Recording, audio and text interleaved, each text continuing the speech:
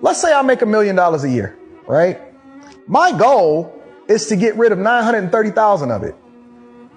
Why? So that I could be in a 12% tax bracket, because I understand that it's a net worth game, not how much money you make.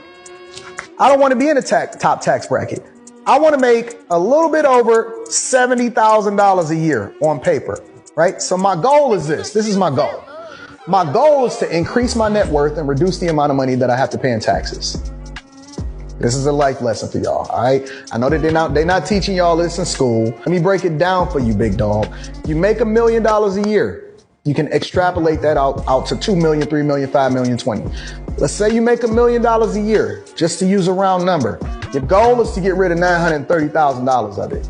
How do you do that? You then invest in things. The government incentivizes business owners, real estate holders, etc., to invest in themselves. Well, why would I do that? Because what it does is it reduces the amount of money I have to pay in taxes, because I can write that off as a business expense, right? The cars that I need to use, the flights that I have to take is in order to be able to, help my business, to do research, to go and look at prospects, opportunities, right?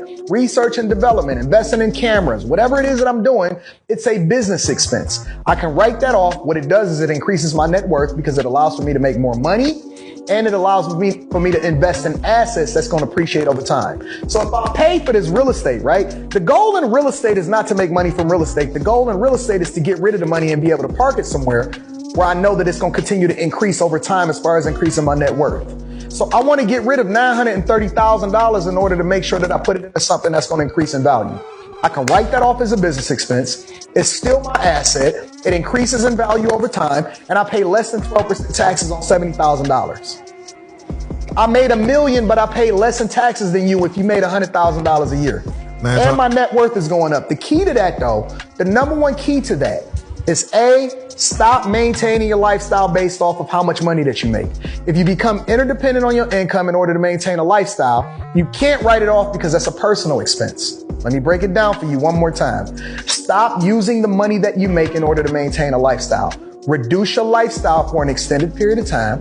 Allow for your assets to then pay for your lifestyle. If you're going over here to do business, me and you are both taking a flight to Florida. I'm going over there for business. You going over there to shake your ass over there on Miami Beach. I'm writing it off as a business expense. You had to go to work and pay taxes in order to pay for you to go over there to Miami. It's two different mentalities. It's two different ways in which we're going to make money, right?